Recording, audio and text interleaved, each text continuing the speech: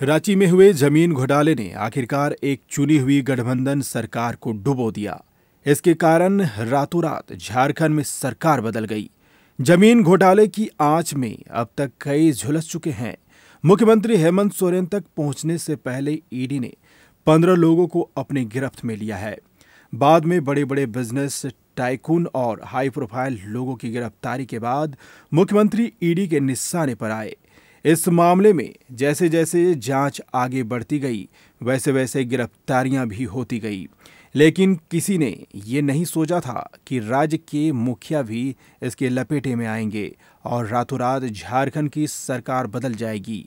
ED की जांच में खुलासा हुआ कि रांची समेत झारखंड में कई जगह भूमाफिया का एक बड़ा रैकेट काम कर रहा है। दस्तावेज में हेराफेरी कर भूखंडों की अवैध तरीके से बिक्री की जा रही है और रांची में भूमाफियाओं का एक बड़ा गिरोह सक्रिय है जो करोड़ों की जमीन की अवैध खरीद बिक्री कर रहा है। ईडी की जांच के दौरान हेमंत सोरेन के एक पुराने साथी ने ईडी के सामने गहरे राज उगल दिए। आइए जानते हैं कि इस जमीन और जमीन घोटाले को जिसने हेमंत सोरेन की सरकार गिरा दी। दरअसल हेमंत पर ईडी ने जिस मामले में शिकंजा कसा है वह रांची के बरियातू थाना क्षेत्र में स्थित कुछ महंगे भूखंडों से जुड़ा है, जिसकी डीड में हेराफेरी कर अवैध तरीके से खरीद बिक्री की गई है। ईडी ने अपने जांच में पाया है कि राज्य में कई जगह भूमाफिया का एक बड़ा रैकेट अवैध रूप से जमीन की खरीद बिक्री कर रहा है। सरकारी अधिकारियों, कर्मचारियों और प्रभावशाली लोगों की मिलीभगत से दस्तावेज में हेराफेरी कर ऐसे भूखंडों को भी अवैध तरीके से बेच रहा है जिसकी खरीद बिक्री प्रतिबंधित है। इस मामले में जांच आगे बढ़ी तो ईडी ने रांची के डीसी रहे छवि रंजन समेत कई अधिकारियों, कर्मचारियों, दलालों और व्यवसायियों को गिरफ्तार किया। जांच के दौरान रांची के बड़गाई अंचल के राजस्व उप निरीक्षक भानु प्रताप प्रसाद के आवास से बड़े पैमाने पर सरकारी दस्तावेज बरामद हुए। इसके आधार पर हेमंत के करीबी पावर ब्रोकर प्रेम प्रकाश की भूमिका सामने आई और फिर पूर्व मुख्यमंत्री हेमंत सोरेन से इस मामले से तार जोड़े। ईडी ने इस मामले में 41 ठिकानों पर छापेमारी की और 5 जगहों पर सर्वे किया। छापेमारी में भूमि राजस्व विभाग की जाली भूमि दस्तावेज, जालसाजों के बीच अपराध की कमाई के बंटवारे के प्रमाण एवं सरकारी अधिकारियों को रिश्वत देने के प्रमाण मिले। बताते चले कि रांची में सेना के उपयोग वाली 4 एकड़ 55 डिसमिल जमीन की अवैध तरीके से खरीद बिक्री के मामले में दर्ज प्राथमिकी से यह जांच शुरू हुई थी।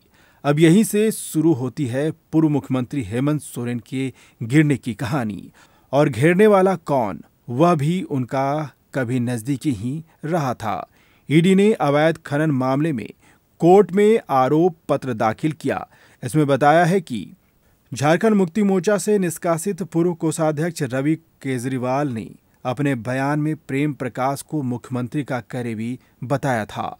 रवि केजरीवाल ने बताया था कि एक दिन वह हेमंत सोरेन के साथ उनके कार्यालय में बैठे थे। वहां हेमंत सोरेन ने पंकज मिश्रा को सीधे तौर पर निर्देश दिया था कि संथाल परगना में पत्थर एवं बालू खनन से आने वाले पैसे वह प्रेम प्रकाश को दें। इस दौरान यह भी तय हुआ कि प्रेम प्रकाश उससे पैसे लेकर व्यवसायी अमित अग्रवाल को देंगे। पंकज मिश्रा हेमंत सोरेन के विधायक प्रतिनिधि हैं, जिन्हें गत वर्ष ईडी ने अवैध खनन में गिरफ्तार किया था। इसके बाद ही ईडी ने पूर्व मुख्यमंत्री हेमंत सोरेन के खिलाफ घेराबंदी शुरू कर दी। जैसे जैसे जांच की कड़ियां आगे बढ़ती गई, हेमंत सोरेन गिरते चले गए। गिरफ्तारी से हेमंत सोरेन भी समझ गए थे कि उनका अब बचना मुश्किल है, इसलिए उन्होंने हर हालत से निपटने के लिए पहले ही प्लान ए, बी और सी तैयार कर लिया था। अब आपको बताते हैं कि इस जमीन घोटाले में हेमंत सोरेन के अलावा कौन कौन गिरफ्तार हो चुके हैं।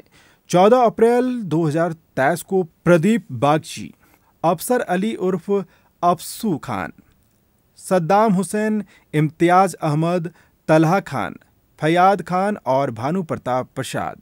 4 मई 2023 को रांची के पूर्व उपायुक्त निलंबित IAS छवि रंजन, 7 जून 2023 को दिलीप कुमार घोष एवं अमित कुमार अग्रवाल, 3 जुलाई 2023 को भरत प्रसाद एवं राजेश राय, 31 जुलाई 2023 को विष्णु अग्रवाल, 11 अगस्त 2023 को प्रेम प्रकाश और अंत में 31 जनवरी 2024 को मुख्यमंत्री हेमंत सोरेन।